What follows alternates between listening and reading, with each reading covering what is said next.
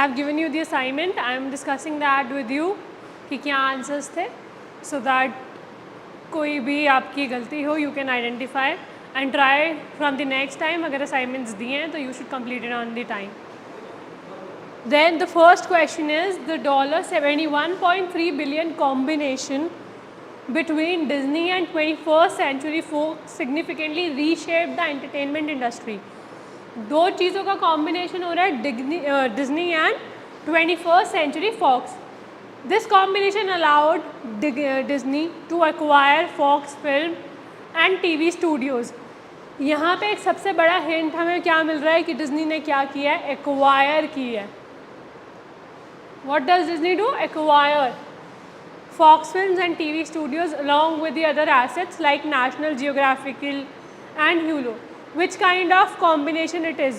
इन्होंने दो तीन लोगों को एक्वायर किया, तो कौन सा कॉम्बिनेशन है ये?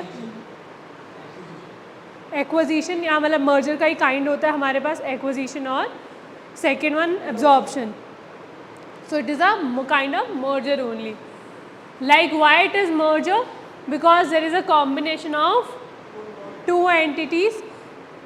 Expansion of core operations. Expand कौन सा हो रहा है? वही ऑपरेशन हो रहा है which they were doing earlier. They are not doing anything like new. Earlier जो काम कर रहे थे उसी को ही एक्सपैंड कर रहे हैं. And then strategic synergies. Synergy से हमारा मतलब क्या होता है? 1 + 1 = 11 या 2 + 2 makes 5. थोड़ा सा अगर हम रिलेटेबल कहते हैं तो 2 + 2 = 5 कि भाई थोड़ा सा जो 2 + 2 4 होना चाहिए था कंबाइन हो गया, वो रिजल्ट थोड़ा सा बेटर बन रहा है. तो अब इनका रिजल्ट क्या हो रहा है? बेटर आ रहा है because of that. So it can be viewed as an acquisition. The transaction scale, structure and the strategic nature of combining the two businesses assets make it more appropriately categorized as merger. So अगर हमारा 2 mark का answer था तो क्योंकि मैंने लिखा था कि you need to answer according to 2 marks. So for that what we need to do, we need to identify the kind of thing what is actually happening and why it is merger. Like we can say 2-3 points कि why it is criticized as, why it is like identified as merger or anything else.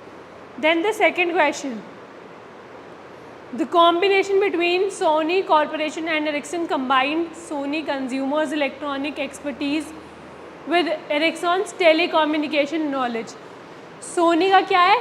Consumer electronics में expertise है सोनी की कि वो customers के consumer like goods बनाते हैं, electronic goods में डील करते हैं. वेयर एज एरिक्सन क्या है? टेलीकम्युनिकेशन के लिए कंपनी थी, लाइक मोबाइल फ़ोन्स कम्युनिकेशन के नेटवर्क्स के लिए उनके पास उस चीज़ की नॉलेज थी. The partnership aim to compete in the fast growing mobile phone market. Partnership कहाँ पे है? क्योंकि हम पार्टनरशिप और जॉइंट वेंचर में ही डिफरेंस ढूंढते रहते हैं, तो कहीं ना कहीं वो दोनों चीज़ें क्या होती है? रिलेटेबल होती हैं. सो दैट इज़ वाई यहाँ जो वर्ड पार्टनरशिप है that gives us more focus on joint venture. So fast growing mobile phone market के लिए उन्होंने ये साथ में काम किया. So it was joint venture. Joint venture क्यों था? एक तो दोनों ने अपनी आइडेंटिटीज़ खोई नहीं थी, दोनों का अपना जो कोर ऑपरेशंस थे वो अलग अलग सेपरेटली चल रहे थे. जिसके लिए इन्होंने काम शुरू किया उन्होंने अपनी इस फर्म को एक न्यू नाम भी दिया. सो formation of a new entity form हुई उनकी, सोनी एरिक्सन मोबाइल कम्युनिकेशन. तो दोनों ने ज्वाइन करके क्या किया? एक नया नाम बनाया, एक नई आइडेंटिटी बनाई है. कोर ऑपरेशंस अपने छेड़े नहीं है बल्कि एक न्यू फॉर्म करी आइडेंटिटी अलग से. Share their expertise and resources. Expertise और रिसोर्सेज को अपने ज्वाइन किया है for that particular project only. Pooled the resources that are required to complete that project only. So that is why it is the joint venture. And then temporary nature. Why temporary? मतलब like उनका क्योंकि जो था that was of some time period only. So the main reason कि ये elaborate हुआ कि इसको जॉइंट वेंचर बोला गया, this is of the reason that ये दोनों चीज़ें किसी में भी हो सकती हैं, बट जो टेम्पररी नेचर है for just completing a project that is mainly found in the joint venture. वो पता अलग है, लेकिन एग्जाम्पल्स के लिए हमें फिर वही थोड़ा मतलब अगर रियल लाइफ एग्जाम्पल से डिपिक्ट करते हैं तो हमें मतलब इस टाइप में हमें यहाँ से जो आइडिया लगाना है, तभी मैंने पार्टनरशिप वर्ड इसमें ऐड ऑन किया। बट अगर मैं जनरल नेचर का लाइक एक्चुअली में जो एग्जांपल्स है तो उनमें क्या हुआ इन रियलिटी, तो वो चीज़ हमें मतलब वो याद नहीं रहेगी। But that is for discussing the examples, कि मैं एग्जाम्पल्स को डिस्कस करने के बहाने आपको क्वेश्चंस भी दिए, उसमें एक एक वर्ड ऐसा डाला जिससे आपको आइडेंटिफाई हो जाए और मेनली वो चीज़ें डिस्कस करेंगे। So Sony Ericsson fix the classic definition of a joint venture because it was a collaboration between two companies that formed a new entity with the shared ownership, pooled resources and mutual benefits, कि जिससे दोनों को benefit होगा। During the financial crisis of 2008, Bank of America acquired Merrill Lynch in a $50 billion deal. The combination was driven by the need to stabilize Merrill Lynch and expand Bank of America investment banking capabilities. दोनों क्या थी? Banking की companies थी, एक basically loan देने वाला था और एक proper bank of America is like a kind of bank, proper bank. एक थोड़ा सा नॉन बैंकिंग फाइनेंशियल इंस्टीट्यूशन है मेरिल लिंच। किसी को स्टेबलाइज करने के लिए, किसी के पास पैसा नहीं है, सो जब भी एक कंपनी दूसरी कंपनी को एक्वायर करिए, whenever a big company acquires a small company जिसके पास कम फंड्स हैं, अगर वो उसको कभी भी टेक ओवर करती है तो that is always consolidation. So why it fits the criteria of consolidation? Like combination of two large entities in the same industry. दोनों किस में थी? सेम इंडस्ट्री में थी। सेम और रिलेटेड इंडस्ट्रीज़ में होना चाहिए, क्योंकि वही एक नॉन बैंकिंग फाइनेंशियल में, एक बैंकिंग में। Exactly. Strengthening market position, main goal क्या था कि जो मेरिल लिंच बिल्कुल डूबने वाली कंपनी थी उसको स्टेबलाइज करना कि वो डूब ना जाए। Response to financial crisis, it was a respond कि उन्होंने उसको एक रिस्पॉन्स किया how to tackle the financial crisis. So for handling that crisis Merrill Lynch was facing significant financial difficulties, for which the second company Bank of America came and tried to hold them, because क्या एक की position week है, दूसरे की strong position है, तो जहाँ पे ये डिपिक्ट हो रहा है कि एक की पोजीशन वीक है और दूसरे की स्ट्रॉन्ग है, then that is surely a consolidation. The Bank of America Merrill Lynch deal is considered a consolidation because it involves the merging of two major financial institutions in the same industry to create a stronger, more competitive entity. Stronger चाहिए हमें, एक ज़्यादा strong, ज़्यादा competitive entity चाहिए with enhanced capabilities. The combination allowed Bank of America to expand its services, stabilize Merrill Lynch and realize significant synergies. तो क्या क्या पे फोकस हुआ कि सर्विसेज एक्सपैंड हुई, मेरिल लिंच स्टेबलाइज हुआ क्योंकि अब उसकी जो फाइनेंशियल क्राइसिस थी वो ख़त्म हुए, और जो सिग्निफिकेंट सिनर्जीज लाइक जो उनकी कैपेबिलिटीज़ हैं together, after coming together they have also expand. So it is all a characteristics of a consolidation.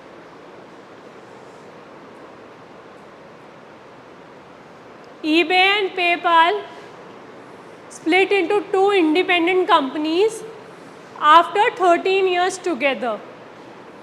13 years के बाद they have splitted into two different companies. Split का हमने कौन सा पढ़ा है? डीमर्जर. बेसिकली बेचने का, कोई चीज़ सेल करने का जहाँ पे भी बात हो रही है या ऐसा स्प्लिटिंग की बात हो रही है, हमने दो चीज़ें ही पढ़ी है जहाँ पे भी जाने की, अलग होने की बात हो रही है. That is disinvestment and one is demerger. Disinvestment कहाँ पे होती है? गवर्नमेंट के केस में, और यहाँ पे क्या है? Demerger, because they are separated.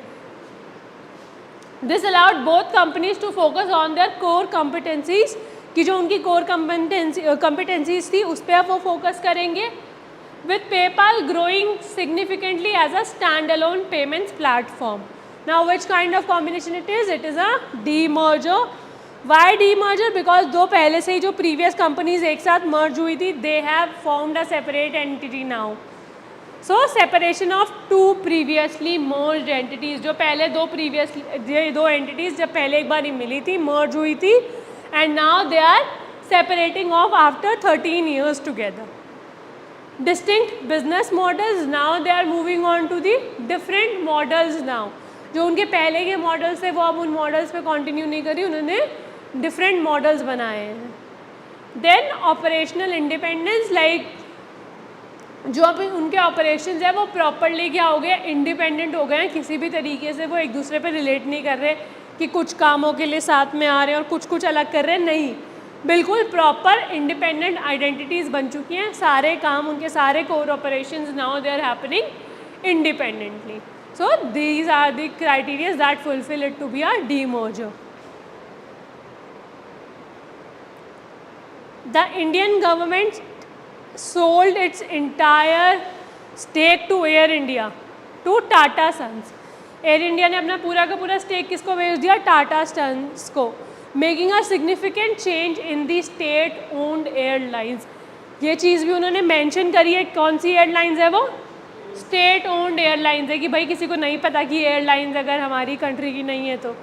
This move aim to reduce the government's financial burden, government का फाइनेंशियल बर्डन खत्म हुआ और removes Air India's operations, improve हो गए उसके ऑपरेशंस भी. तो कौन सा है, disinvestment, because government has selled their ownership. So sale of government owned assets, government के जो एसेट्स थे, मैं भेज दूंगी ग्रुप में, अगर मतलब आपके पास पहले आ गए ग्रुप में तो I will send, no need to click pictures. Sale of government owned assets, government के जो अपने एसेट्स थे वो क्या हो गए, कम हो गए, मतलब सेल आउट हो गए, सेल हो गए. Privatisation of public sector enterprise, because airline was the like Air India was the public company, now they have gone to the Tata Sons, so they have privatise. And reduction of government financial burden, because उससे जो पैसा आया airline को cell करके वो क्या हुआ, उनका बर्डन कम हुआ. बिकॉज ऑफ एक तो वैसे बर्डन कम हुआ कि उन्होंने अपने डेट्स को रीपे किया. सेकंड बर्डन किस तरीके से कम हुआ कि ऑपरेशनल बर्डन, फाइनेंशियल बर्डन की ही बात कर रही हूँ मैं, फाइनेंशियल बर्डन में भी एक और टाइप का बर्डन कम हुआ. What was that, airline was making continuous losses, so now the burden of losses also get reduce, because वो बर्डन किसी और को शिफ्ट हो गया. अब वो अगर लॉसेस बनाएगी प्रॉफिट बनाएगी, दोनों किसकी है, टाटा की जिम्मेदारी है, हमारी एज अ कंट्री स्टेट की गवर्नमेंट की वो रिस्पॉन्सिबिलिटी नहीं है. सो फाइनेंशियल बर्डन में एक उनके डेट्स रीपे हुए, सेकंड उनकी जो कंपनी लॉसेस बना रही थी वो भी कम हुई.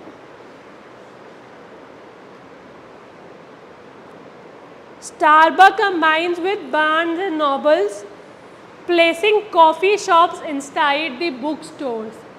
बुक स्टोर्स के अंदर हमने कॉफ़ी रखनी स्टार्ट करी कि इनके जो बुक स्टोर्स थे बार्न्स एंड नोबल के साथ में इनके साथ स्टारबक्स ने बनाया. So this partnership benefit both the companies by enhancing the customer experiences, customer के एक्सपीरियंसेस इससे बढ़ रहे हैं, and driving traffic to both the book stores and the coffee shops. Which kind of combination it is, strategic alliances, because they have come together for a strategy कि हमारी sales कुछ time के लिए ज़्यादा हो जाएंगी. Again, it is also for a temporary nature, not for the longer time periods. So answer is strategic alliances. Why? Collaboration between independent companies that are not necessarily of the same background. एक coffee store है और एक book store है, दोनों का कोई relationship नहीं है. So कोई भी दो independent companies are coming together which are not related in any sense. Mutual benefits without ownership change, ownership कहीं पे भी चेंज नहीं हुई. जॉइंट वेंचर जब हमारा होता है तो वो कुछ ना कुछ एक साथ बिजनेस में प्रॉफिट के लिए कुछ ना कुछ वो साथ में ज्वाइन करके लेके आते हैं कि लाइक 50-50% हो गया, एक टाइम पीरियड फिक्स करते हैं या एक प्रोजेक्ट का कंप्लीशन फिक्स करते हैं. जहाँ पे टाइम पीरियड भी फिक्स नहीं है, जहाँ पे हमारा कोई प्रॉफिट का रेशियो भी फिक्स नहीं है, लाइक बिल्कुल प्रॉपर एक डी नहीं बनाई गई है, दैट इज स्ट्रैटेजिक अलायंसेस. कि जॉइंट वेंचर में प्रॉपर डीड होती है कि भाई इतना % हम कैपिटल लेके आएंगे, इतना % हम ये करेंगे.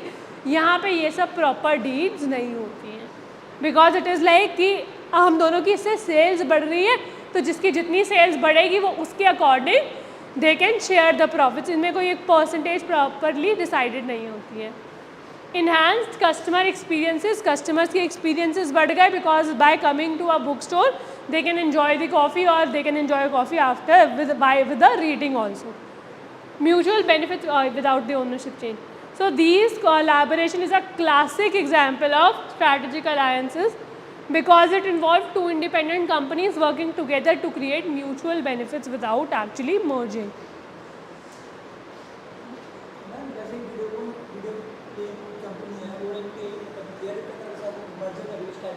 किसके साथ? एक वीडियो प्ले स्टेशन की कंपनी है जो वीडियो गेम बनाती है स्टेशन में, एक जो टेलर मतलब वो हेयर कटर की जो, हाँ कह सकते हैं, हाँ स्ट्रैटेजी लाइन से होगी कि अगर उन्होंने किसी की ओनरशिप नहीं बदली, कुछ नहीं हुआ, क्योंकि बस यही है कि भाई जो टाइम है जब वो हेयर कट कराने आ रहे हैं, तो अगर वेटिंग टाइम है तो उस टाइम पे वो इंजॉय कर लें, तो that is strategic alliances.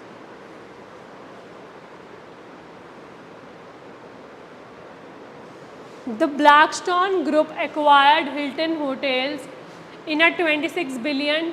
The deal was highly leveraged. Deal क्या थी? लीवरेज्ड है कि उन्होंने उसको एक्वायर किया, बट लेकिन पैसे कहाँ से लेके? लोन लेके, क्योंकि डेट लिया. लीवरेज उन्होंने खुद ही बोल दिया कि लीवरेज था जो वो था.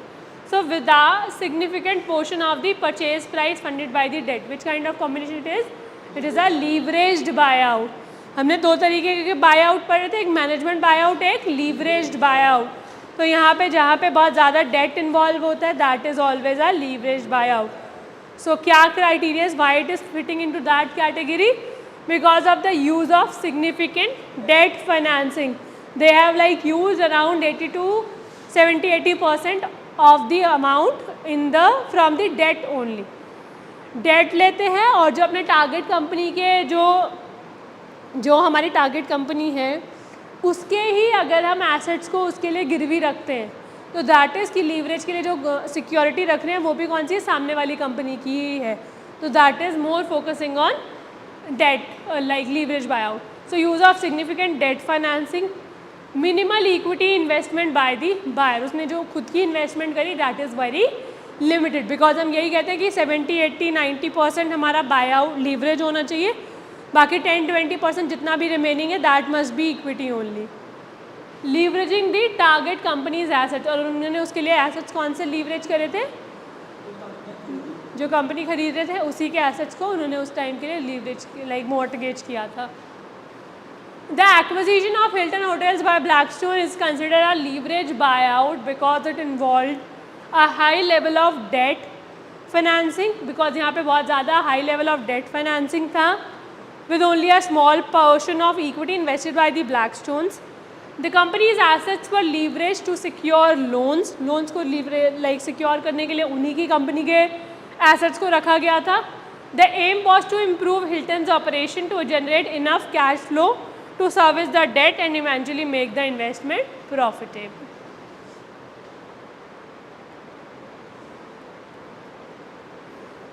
Then the next question was, Michael Dell, the founder of Dell Inc., led a management buyout to take the companies private in a 24.4 billion deal.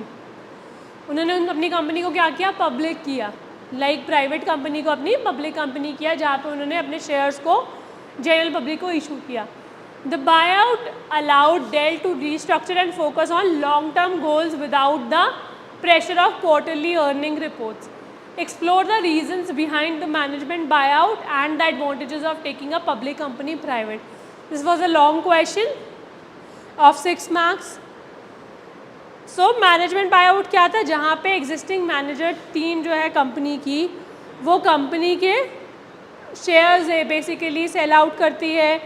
With the help of external financing they increase the operations of a company.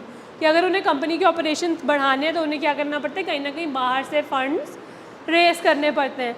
So Michael Dell decisions to let a management bye out and take Dell Inc. private in a 24.4 billion deal in 2013 is a prime example of this strategy. What are the reasons behind it? First was desires for the operational control. Like team को क्या चाहिए? Direct control अपनी firm पे ही चाहिए. वो नहीं चाहती कि किसी और की फर्म पे उनका ज़्यादा कंट्रोल हो जाए. So in a management buyout, the team gains more direct control over the company's operation and strategic direction. So as a like founder, उनको क्या लगा कि जो शेयर होल्डर्स की डिमांड है, जो Dell Inc. बेसिकली डिक्लाइन कर रहा था PC सेल्स में and increase the competition. So taking the company private allowed him to regain full control and make decisions without external pressures. कि अगर वो किसी और फॉर्म में जाता तो उसको बहुत ज़्यादा एक्सटर्नल प्रेशर्स फील करने पड़ते बिकॉज उनका कंट्रोल डाइवर्सिफाई हो जाता, बट अब वो कंट्रोल उनका पूरे अपने पास ही है. देन रीस्ट्रक्चरिंग ऑन ट्रांसफॉर्मेशन, अगर हमें कभी भी अपनी फर्म को रीस्ट्रक्चर करना है या ट्रांसफॉर्म करना है, लाइक लग रहा है कि हाँ हमें नीड है, हमारे पास लॉन्ग टर्म स्ट्रैटेजीज़ हैं, हमें गेन करना है मार्केट में, उसके लिए हमें पैसा चाहिए, हमें लेकिन ट्रांसफॉर्मेशन करनी है, so we need money, then that is this is again a suitable firm. Reduction of public scrutiny, like अगर वो हमारे साथ डील कर रही हैं, लाइक शेयर होल्डर्स हैं, जितने भी एनालिस्ट हैं, जो मीडियाज़ हैं, उन सब का उनकी फोकस किससे हट रहा था, with an emphasis on quarterly performance and short term profits. So अगर अब वो बड़ी कंपनी हो जाएगी तो उसका ये जो प्रेशर है ये कम हो जाएगा and it move on to the long term growth strategies. Undervaluation of stock prices, उससे से लग रहा था कि जो उसके स्टॉक की वैल्यू है that was very under valued, उनकी वैल्यू क्या थी, बहुत कम थी. सो अगर वो प्राइवेट पे चली जाएगी तो उसकी जो वैल्यूज़ हैं वो फ्यूचर के लिए इंक्रीज़ हो जाएंगी जब उनकी वो फ्यूचर पे फोकस आएगा. Then management confidence in the company's future, management को कॉन्फिडेंस था कि अकॉर्डिंग टू आवर प्लान्स हमारा जो लॉन्ग टर्म है वो long term objectives was good, and अगर हम किसी और को इन्वॉल्व ना करके खुद के लिए बेटर करते हैं तो that will be a good situation. So this was the main reason why they have go through such. ठीक है, कोई doubt?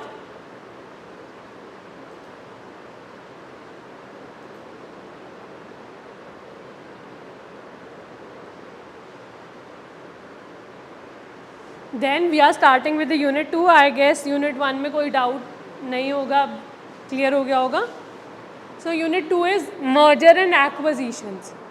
It is all about the mergers and the acquisition theories of merger. What are the basic theories? How can we like merge and what are the necessary conditions? What are the reasons behind all that? ठीक है. So first topic is merger. A merger is a combination of two already existing independent businesses to create a single and new legal entity. So what is it? Basically जो दो पहले से ही operate कर रही थी companies उन्हीं का ही साथ में आना, that is merger. Independent businesses to create a single and new legal entity, कि अब ये नहीं है कि उनकी अपनी अलग से आइडेंटिटी रहेगी. मर्जर में ये चीज़ हमेशा है कि जो दोनों की आइडेंटिटी थी वो किसी ना किसी एक की तो ख़त्म होगी ही होगी while they are coming together. या तो ए और बी का मर्जर है, तो अगर ए ने बी को एक्वायर किया तो ए ने एक्वायर किया बी को, तो वो ए लिमिटेड बन जाएगा. वो दोनों कंपनीज थी बी और ए, बी ने अब ए को एक्वायर किया तो बी लिमिटेड बन जाएगा. वो ए बी लिमिटेड भी बन सकता है, दोनों का अगर मतलब एक्वायर नहीं किया coming together like the same level, तो वो ए बी लिमिटेड भी बन सकता है. या एक नई कंपनी सी लिमिटेड भी बन सकती है उससे, बट ए और बी अपनी सेपरेट कंपनीज उसके बाद नहीं चलाएंगे. This is the main concept behind the merger. उनकी अपनी इंडिपेंडेंस अलग से नहीं है कि ए और बी साथ में भी चल रहे हैं और ए और बी अलग से भी काम कर रहे हैं. तो then that is some other form, maybe joint venture, maybe strategic alliances और any other form that is of a temporary nature. So a merger is a combination of two already existing independent businesses to create a single new legal entity. The decision to merge is optional, like no one is forcing to merge, so it is a optional decision. Usually both businesses are similar in size and scope and they both stand to benefit from the deal. Like दोनों businesses जो है वो similar size के हैं, दोनों को लग रहा है कि हाँ हमारा individual scope तो है ही है, but अगर दोनों साथ में आएंगे तो benefit मिलेगा इस deal से बहुत ज़्यादा. और benefit किसको मिल रहा है, दोनों companies को मिल रहा है. So a corporation may decide to merge in order to expand into a new market. कभी कभी कंपनी मर्जर इसलिए करती है कि वो कोई न्यू मार्केट में जाएगी, that is mainly of a geographical boundaries, कि इन लाइक मुझे अगर अमेरिका में जाके कोई बिजनेस सेटअप करना है तो instead of focusing on a new business why wouldn't I go to a company who is actually following the same और the similar kind of business and मैं उसी में जाके अपने बिजनेस को एक्सपैंड करूँ. इससे क्या होगा, मुझे जो वो गुडविल बनाने का, प्रेशर बनाने का जो टाइम है, जो 3-4 ईयर्स मेरे उसमें अपनी एक पोजीशन बनाने में वेस्ट होंगे, उससे ज़्यादा अच्छा यही है कि मैं अभी जाके मर्ज कर लूँ. So main reason was to expand into a new market, offer any new services, like if we want to offer a new services to our customers, like add-on services to our product, कि हमारी rivalry company भी same चीज़ दे रही है और मैं भी same चीज़ दे रही हूँ, जिसकी वजह से मेरी सेल्स कम हो रही हैं. So why wouldn't I give something new, something unique, something add on services to the customers, so that मेरी जो सेल्स है वो इंक्रीज़ हो जाएगी.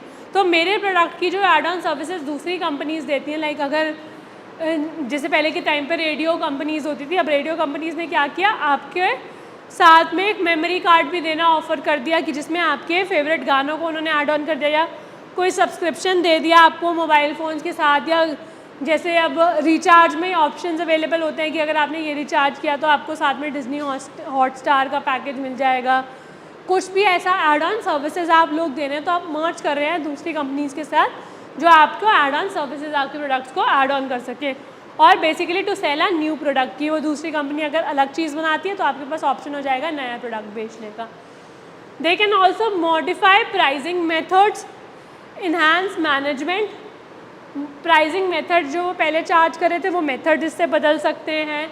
मैनेजमेंट बदल सकती है, मैनेजमेंट इम्प्रूव हो रही है because of the many other management in the firm.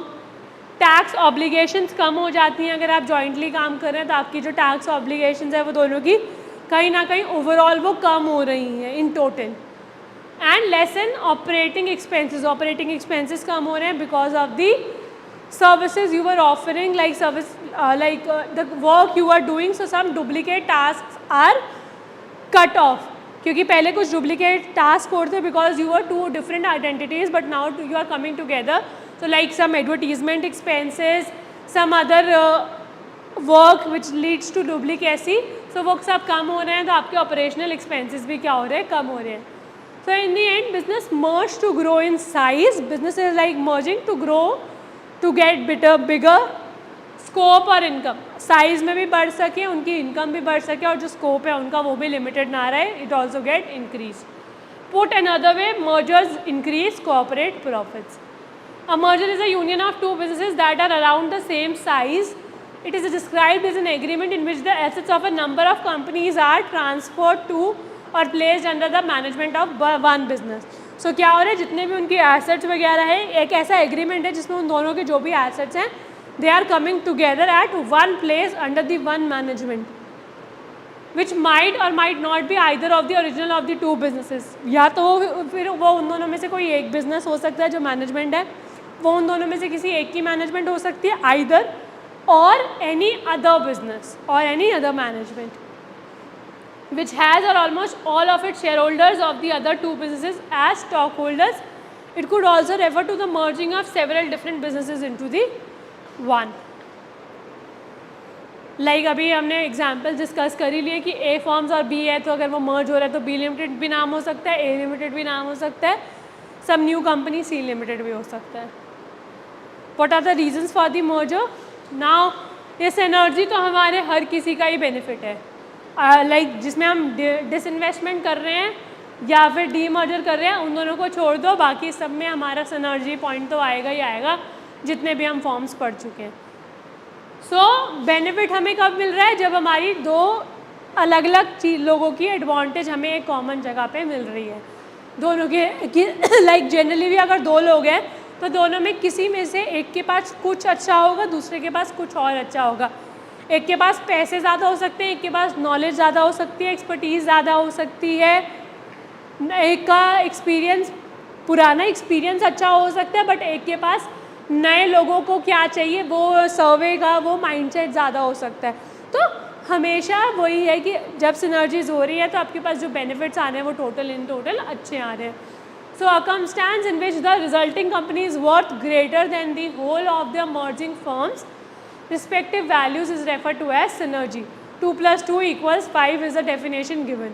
So advantages other than those associated with the economies of scales are referred to the synergy. कि advantages जो हमें किससे मिलती है, economies of scale से मिलती है. economies of scale मतलब क्या होता है, जब हम प्रोडक्शन लार्ज स्केल पे कर रहे हैं तो हमें पर यूनिट कॉस्ट क्या होती है, बहुत कम पड़ती है. जितना हम एक्स्ट्रा प्रोड्यूस करने लग जाते हैं उतनी पर यूनिट कॉस्ट कम पड़ जाती है because of the fixed expenses जो लिवाए हो ही रहे हैं. मुझे अगर 20 प्रोडक्ट के लिए एडवर्टीजमेंट करना है तो भी मैं वही एक्सपेंस करूँगी, वेयर मुझे 25 प्रोडक्ट्स के लिए करना है तो भी मैं वही एडवर्टीजमेंट एक्सपेंस करूँगी. तो वो एडवर्टीजमेंट एक्सपेंसेस 4-5 यूनिट से इतने ज़्यादा बढ़ नहीं जाएंगे. बट हमारा रेवेन्यू बढ़ सकता है, तो दैट इज़ वाई वो इकोनॉमीज ऑफ स्केल उन्हें ऐसे बहुत सारी चीज़ों में मिल जाता है. Then strategic change, combinations are employed mostly in the form of technical innovation. Combination किस फॉर्म में लग रहे हैं? Technical innovation, like they are having some new techniques and regulatory framework modifications to quickly respond to the changes in the external environment. Deregulation brought about the removal of obstacles in the financial services industries. तो कुछ भी उनका strategically change हो रहा है, उनकी जो new knowledges आ रही हैं, न्यू टेक्निकल इनोवेशंस आ रही हैं, इम्प्रूवमेंट्स जो भी आ रही हैं, फाइनेंशियल ऑब्स्टेकल्स जो हैं वो कम हो रहे हैं. तो that is why all any of this reason, any of the strategic change improves their strength. Strength of global competitiveness, global competitiveness जो है उसकी स्ट्रेंथ इंक्रीज हो रही है. So Indian corporations has a small size and a lower capability. Like जो India की जितनी corporations है, ज़्यादातर साइज़ बहुत ज़्यादा बड़े नहीं होते हैं कि वो ग्लोबली अपने बिजनेस को एक्सपैंड कर सके. कैपेबिलिटी भी लोअर होती है. So Indian industries need to expand their capacity, introduce new technologies because they don't have such new technologies, but if they need the new technologies they can call somebody from the outside with that technology, and cultivate export markets to remain competitive with the MNCs. So labor costs are lowered and a large number of producing enterprises can access the marketplaces thanks to the deregulation and the globalization. Because of this regulations जो पहले बहुत सारी थी, रोक टोक थी, आप बाहर से बहुत ज़्यादा सामान नहीं मंगवा सकते, ये नहीं कर सकते, तो उन सब की वजह से या ग्लोबलाइजेशन की वजह से अब आपको क्या हो रहा है, वो बेनिफिट लॉन्ग टाइम पीरियड के लिए मिल रहा है. देन डाइवर्सिफिकेशन, लाइक आपके पास ऑप्शन होता है to not to expand only but also to diversify in some other product line. So अगर आप मर्ज कर रहे हैं, you also have the option to diversify. So conglomerate mergers वही होते हैं जहाँ पे हम किसी नए डिफरेंट प्रोडक्ट लाइन वालों के साथ मर्ज कर रहे हैं. So conglomerate mergers refer to these kind of mergers.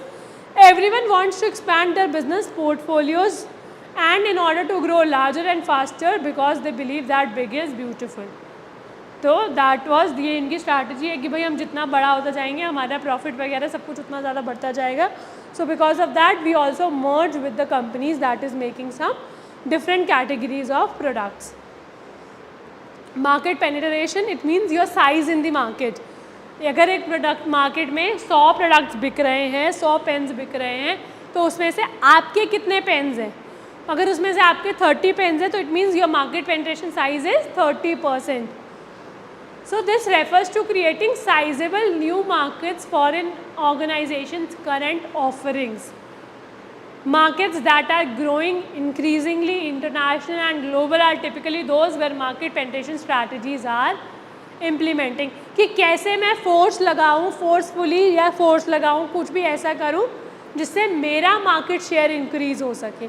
So many companies are like coming into the merger because ताकि उनका जो साइज़ है मार्केट में वो बढ़ सके. कि अगर मार्केट में 50 गुड्स बिल सेल आउट हो रहे हैं तो उसमें से 40 गुड्स मेरे होने चाहिए. So if I want that thing I will merge with the company selling the same product जिससे हमारा मार्केट शेयर बढ़ सकता है. Sustainable growth, basically if a situation is coming पर my growth is not possible because I am lacking behind in the technology और any other thing जिसमें जो मेरे पास नहीं है, मेरी वीकनेसेस हैं जिसकी वजह से मे बी मेरी ग्रोथ ना हो सके, मेरे बिजनेसेस बंद हो जाएं. So for that growth I need somebody to support me, maybe with the new technology, maybe with some finances. So a company's ability to enhance value, remain viable and remain dynamic depends on its ability to grow. कि जो भी market में changes वगैरह आ रहे हैं, dynamic market के जो बदल रहे हैं, अगर हमें उसके अकॉर्डिंग सस्टेन रहना है तो we need some help. So growth could potentially result in increase earnings and value for the shareholders. A business can expand into its current markets and enter new ones in order to meet its growth. ठीक है, so this was the reasons why basically merger was happens. Synergies बढ़ जाती हैं, strategic changes उनके लिए हैं कि strategies कुछ बदलनी है तो ग्लोबली compete करना है आउटसाइड द इंडिया, बिकॉज हमारी छोटी कंपनीज हैं, हमें चाहते हैं कि हम बड़े एक्सपैंड करें, तो we need somebody's help. Diversification, if we want to go into some new market. Then market penetration, अगर हमें अपना मार्केट का साइज़ बढ़ाना है तो. देन ग्रोथ, अगर हमें लग रहा है कि ग्रोथ नहीं है हमारे पास इतनी अच्छी, और if we want that growth, तब भी हमें ये चीज़ चाहिए.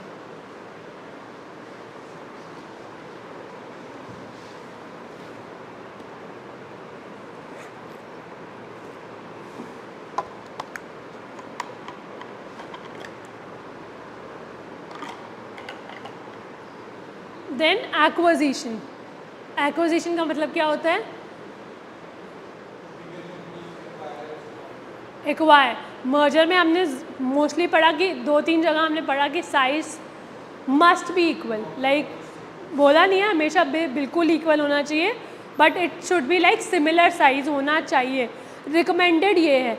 वेयर एज एक्विजिशन में यही डिफरेंस है कि एक कंपनी थोड़ी छोटी है और एक कंपनी थोड़ी बड़ी है. So there is no creation of a new company through an acquisition. कोई नई कंपनी नहीं क्रिएट हो रही है एक्विजिशन में. Rather the smaller business is frequently absorb by the larger one. क्या हो रहा है? स्मॉल बिजनेस जो है उसको एक्वायर कर रहा है large one, going out of the business and having its asset integrated into it. कि जो उसके जो एसेट्स हैं उसको अपने में मिक्स कर रहा है, इंटीग्रेट कर रहा है खुद में. Compare to the mergers, acquisition also known as takeovers. क्या बोलते हैं एक्विजिशन को? टेक ओवर्स भी बोलते हैं.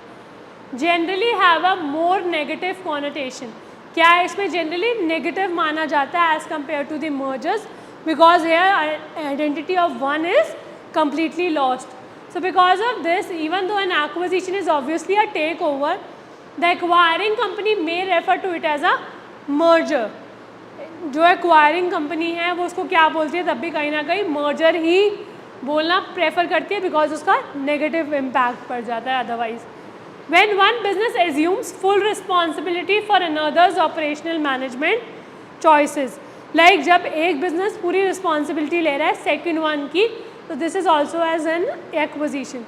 Large sum of money are needed for the acquisition, but the buyer has all the power. कि उसे पैसे बहुत ज़्यादा देने पड़ेंगे एक्विजिशन के लिए.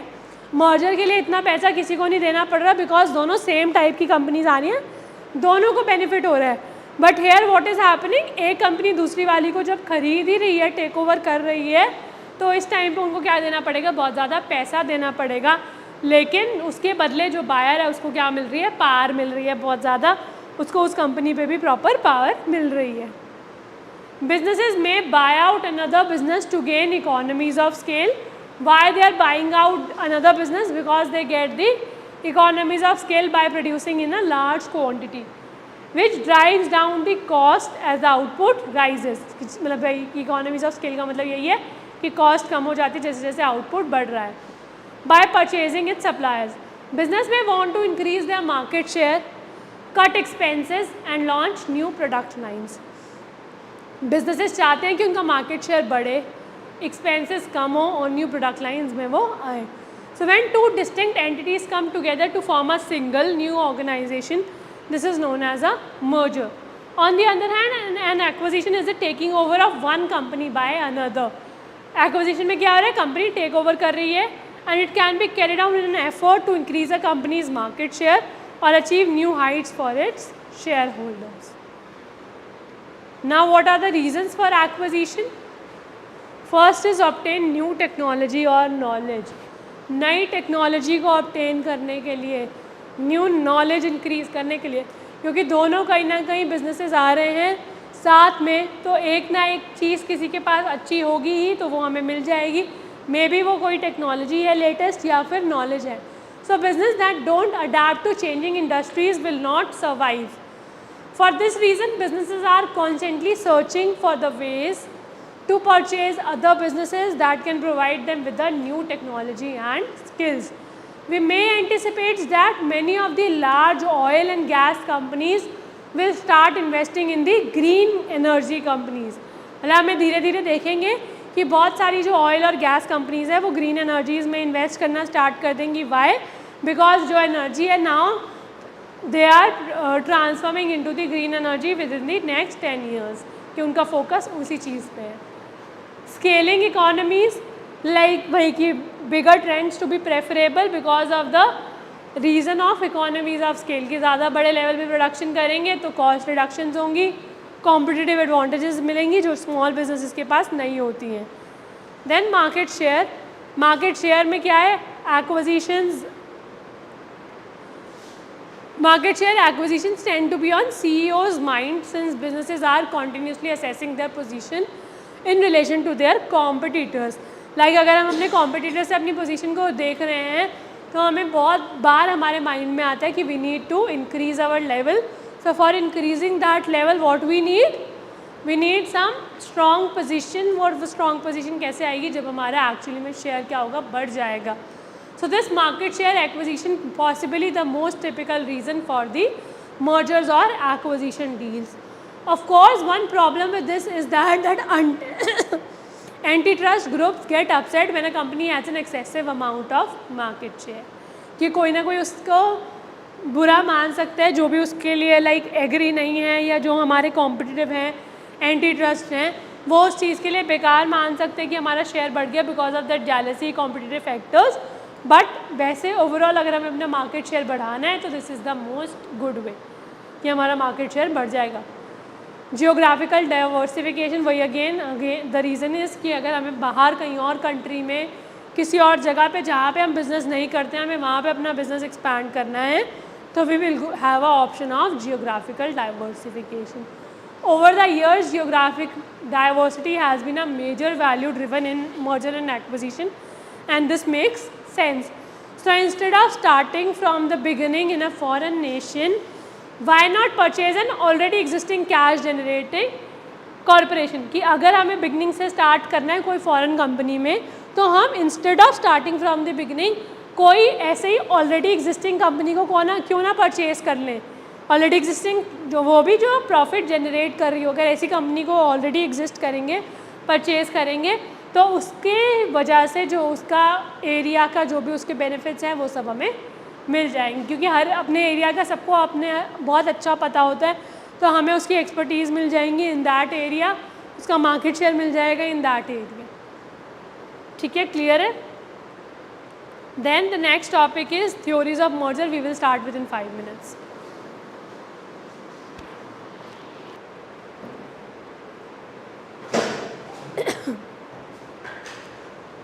सो थ्योरीज ऑफ मर्जर में हमारी पहली थ्योरी है डिफरेंशियल एफिशिएंसी थ्योरी.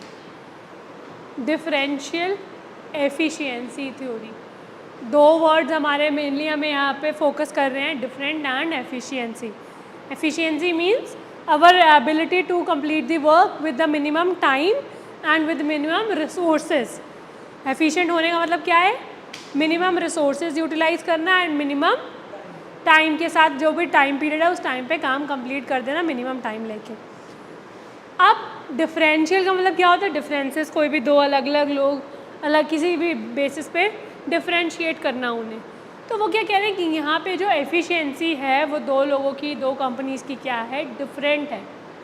तो जब दो लोग डिफरेंट एफिशिएंसीज़ के साथ आते हैं तो उनमें एक चीज़ होती है कि जो दूसरे की एफिशिएंसी है वो भी हमें मिल जाएगी और we will get the better results out of that.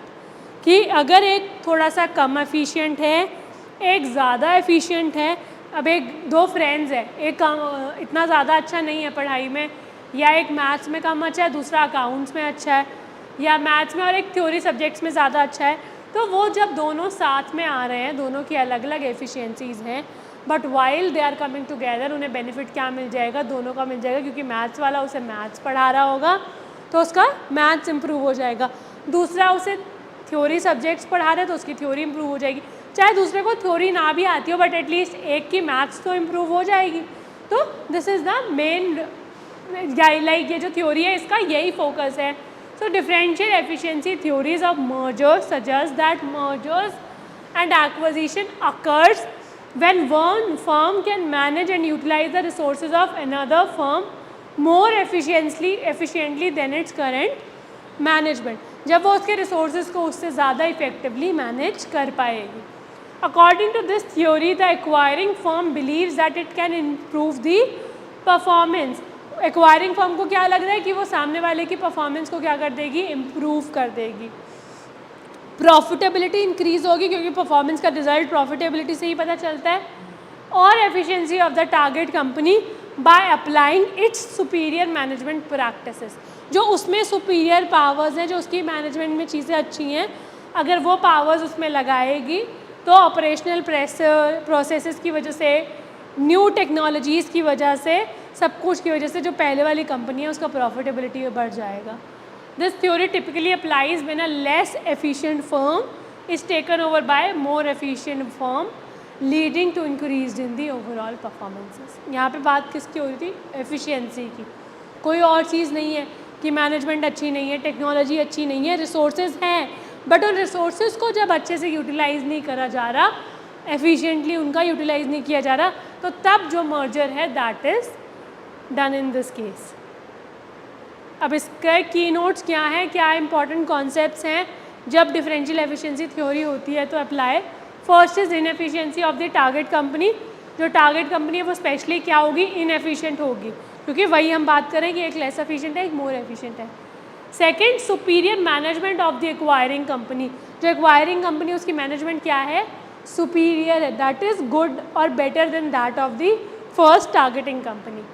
Third, synergies and improvement, तो उसका जो रिजल्ट आएगा that leads to the improvement in the company, क्योंकि उनकी जो सिनर्जीज है, जो उनकी एक्चुअल वैल्यू है वो after coming together will increase, और नेसेसरीली ये क्या है कि इम्प्रूवमेंट होनी चाहिए उसके बाद, क्योंकि हम इसलिए उसको ले रहे हैं, टेक ओवर इसलिए कर रहे हैं कि जो इनएफिशिएंट कंपनी है वो एफिशिएंट बन सके, तो we need the result and for this that result we need improvements.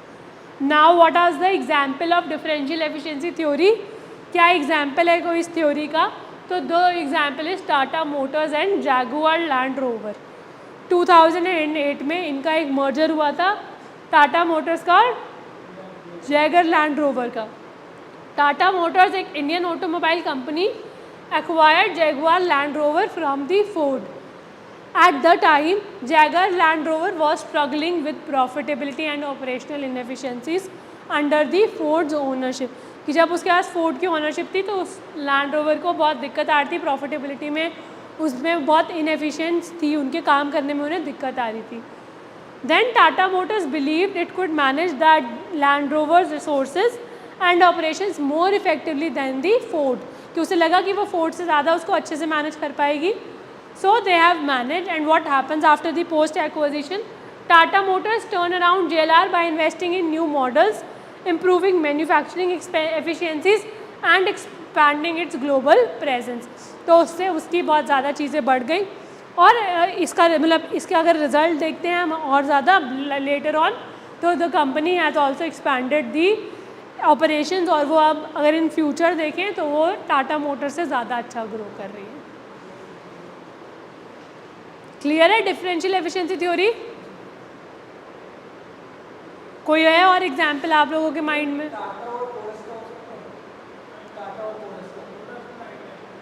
Vodafone idea, Vodafone और आइडिया ने, लेकिन दोनों ने साथ में आके भी ग्रो तो अच्छा ही नहीं किया। और वैसे मतलब उसमें दोनों में से कोई ज़्यादा एफिशिएंट था ही कहाँ, दोनों ही ऐसे थे। मर्जर हुआ था उनका, बट डिफरेंशियल एफिशिएंसी हम नहीं, मतलब लाइक वो दोनों ही इनएफिशिएंट थे, वो मर्ज हुए बिकॉज दोनों इनएफिशिएंट थे। जैसे अभी हमने हमारी नेक्स्ट थ्योरी आएगी इनएफिशिएंट मैनेजमेंट थ्योरी, लाइक मतलब वो वैसे दोनों ही इनएफिशिएंट थे, तो दोनों में से कोई भी एक ऐसा नहीं था कि जो बहुत एफिशिएंट वन था कि इसलिए उन्होंने उसको टेक ओवर किया। और आप कौन सा कह रहे हो? टाटा स्टील और कोरेस किस चीज़ का ब्रांड था? स्टील का। हाँ, तो उनमें अगर मतलब क्या दिक्कत थी, ये मुझे उनका रीज़न नहीं पता। जो कोरस थी वो ऊपर कंपनी थी, मतलब वॉल्यूम में देखा जाए तो ऊपर कंपनी टाटा स्टील, लेकिन टाटा स्टील से एक्वायर किया उसका, तो वो उसका लाइक वैसे टर्नओवर ज़्यादा था, बट उसने स्टिल उसे एक्वायर किया था, तो मे बी वो रीज़न हो सकता था कि उनका management, it can be like कि मैनेजमेंट अच्छा नहीं था या इनएफिशिएंसी, इसी दोनों में से कुछ भी हो सकता। ठीक है, आई हैव एडेड एग्जाम्पल्स, वरना मज़ा नहीं आता है आप लोगों को, है ना, इसलिए मैंने दोनों सारी थ्योरीज में एग्जाम्पल ऐड ऑन करे हैं। ठीक है। The next is inefficient management theory. अभी इनइफेक्टिव, उनकी वैसे एफिशिएंसीज अच्छी नहीं थी, यहाँ पे क्या हो रहा है, मैनेजमेंट अच्छी नहीं है। जो मैनेजमेंट डिसीजंस लेती है, मे बी मैनेजमेंट की डिसीजन कैपेबिलिटी अच्छी नहीं है, उन्हें नहीं पता at the right time what they need to do. So management को एक्वायर कर रहे हैं वो यहाँ पे। कंपनी से ज़्यादा उनको किस चीज़ को इम्प्रूव करना है, कंपनी के मैनेजमेंट को, कि अगर उसके ओनर्स वगैरह बदलेंगे तो वो कंपनी बेटर परफॉर्म करेगी। हाँ जी, सॉरी, मैनेजमेंट बाय आउट जो हमने अभी पढ़ा था, हाँ मतलब उसी का एग्जाम्पल ही हो सकता है ये। Because we are buying because of just the management. So the inefficient management theory of merger suggests that mergers and acquisitions occur when the management of a target company is considered ineffective or inefficient. वहाँ पे उसके operations को inefficient कहा गया था differential inefficiency theory में, उसको कहा गया था कि वो चीज़ अच्छी नहीं है। यहाँ पे किसको कहा गया है, मैनेजमेंट को। So leading to under performance, की मैनेजमेंट अच्छी नहीं है इसलिए उनकी परफॉर्मेंसेस क्या है, अंडर परफॉर्म हो रही है। So in this theory the acquiring firm believe that the target company is undervalued. यहाँ पे उनका क्या बिलीव आया कि जो टारगेट कंपनी थी that is undervalued, it means वो कम वैल्यू की ऑलरेडी रिकॉर्ड हो रखी है। So due to its poor management and by replacing और restructuring the management the firm can improve the target's performances and profitability. तो इसकी वजह से जब उन्हें लगता है कि उसकी मैनेजमेंट अच्छी नहीं है, हम उसकी मैनेजमेंट को रिप्लेस करेंगे, मैनेजमेंट को रिमूव करेंगे, तो जो रिजल्ट्स हैं वो क्या आ सकते हैं, पहले से बहुत बेटर हो सकते हैं। This theory implies that the acquisition is driven by the belief that the company is not operating to its full potential. उन्हें ये लग रहा है कि यहाँ पे क्या बिलीव है कि जो कंपनी है उसका जितना अपना पोटेंशियल है वो अपने फुल पोटेंशियल के according they are not working, they are not utilizing their true potential. Why? Because of the bad decision making of the management, poor decision quality, poor leadership strong नहीं है, कोई strong leader नहीं है, और inefficient use of resources, and that management practices can unlock their value। कि अगर उसकी वजह से जैसे ही better management practices आएंगी, कोई अच्छे leaders मिल जाएंगे, कोई डिसीजन मेकर्स अच्छे हो जाएंगे, तो उनसे क्या होगा, कंपनी की जो एफिशिएंसी है that will improve. What are the key features? अभी हमने क्या पढ़ा मेनली कि मैनेजमेंट अच्छी नहीं होनी चाहिए, कि मतलब एक की मैनेजमेंट बेकार है, दूसरी में ये बिलीव है कि भाई स्ट्रैटेजीज अच्छी नहीं है, एक्वायरर्स जो है, जो एक्वायर कर रहा है उसको ये लग रहा है कि अगर मैं इस कंपनी में मैनेज करूँगा या जो मेरी मैनेजमेंट है वो इसको हैंडल करेगी तो they will surely out perform. So first is under performing target company, जिसको हम फोकस कर रहे हैं, जो कंपनी की हम बात कर रहे हैं that must be under performing. It means they are performing not up to the level जैसे बाकी उस लेवल की कंपनीज परफॉर्म करती हैं।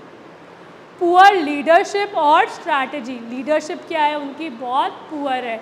जो भी लीडर्स हैं, जो भी उनके हायर अथॉरिटीज़ हैं, जो वो हायरार्की फॉलो कर रहे हैं दैट इज़ नॉट गुड। जो भी टॉप लेवल के लोग हैं उनको कुछ ना कुछ डिसीजंस बनाने नहीं आते हैं या लीडरशिप चलानी नहीं आती है, they don't know how to become a leader.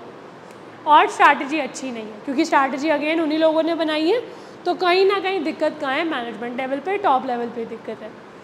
Acquirer का एम क्या है कि वो मैनेजमेंट को क्या करेगा, रिप्लेस कर देगा और अपनी नई मैनेजमेंट लेके आएगा।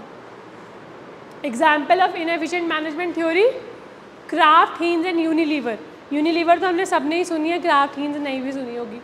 सो 2017 में they have attempted the acquisition but it actually not happened because Unilever has rejected that offer. In 2017, Kraft Heinz made an attempt to acquire Unilever. Made an attempt, not actually they have acquired, but they have made an attempt to acquire Unilever, a global consumer good company. कि Unilever जो वही Hindustan Unilever से भी limited है और वैसे एक अलग भी है ये, तो उन्होंने एक कंज्यूमर गुड्स में वो डील करती है basically. So although the acquisition did not go through, acquisition हो नहीं पाया, Y? Because Kraft Heinz rationale for pursuing the deal provides an example of the inefficient management theory, कि ये जो एग्जाम्पल दे रहा है वो इसी का ही दे रहा है, क्योंकि उन्होंने यूनिलीवर को इसीलिए अडॉप्ट करना चाहा था बिकॉज उन्हें ये लग रहा था कि जो उसकी मैनेजमेंट है वो अच्छी नहीं है. Kraft Heinz backed by 3G Capital was known for its cost cutting strategy. जो क्राफ्ट हिंज है उसे इसलिए मेन फेमस है कि उसकी जो स्ट्रैटेजीज है वो क्या है, बहुत कॉस्ट कटिंग है, कि वो कैसे कम से कम पैसे में काम करना जानते हैं और ऑपरेशनल एफिशिएंसीज उनकी बहुत ज़्यादा अच्छी हैं. सो उनको लग रहा था कि अगर वो यूनिलीवर की मैनेजमेंट को अपने आप ले लेंगे, अपने अंडर कर लेंगे, तो वो रिज़ल्ट बहुत बेटर आ जाएंगे और उनकी सारी इनएफिशिएंसीज को इम्प्रूव करेंगे और कॉस्ट उनकी कम कर देंगे, तो जिसकी वजह से उनके रिजल्ट्स बेटर आ जाएंगे. बट वो एक्चुअली में नहीं हो पाया because they have Unilever company has rejected that offer and they haven't decided to merge with them.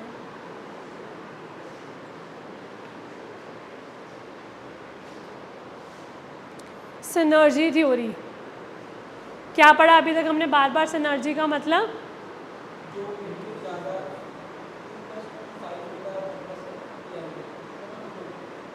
One plus one 11 थोड़ा सा अनरियलिस्टिक माना जाता है, 2+2 वो थोड़ा सा वही है. तो वही कि हम नहीं कह रहे कि आप कम हो या हम कम हैं, हम दोनों में से कोई कम है, हम नहीं कह रहे हैं.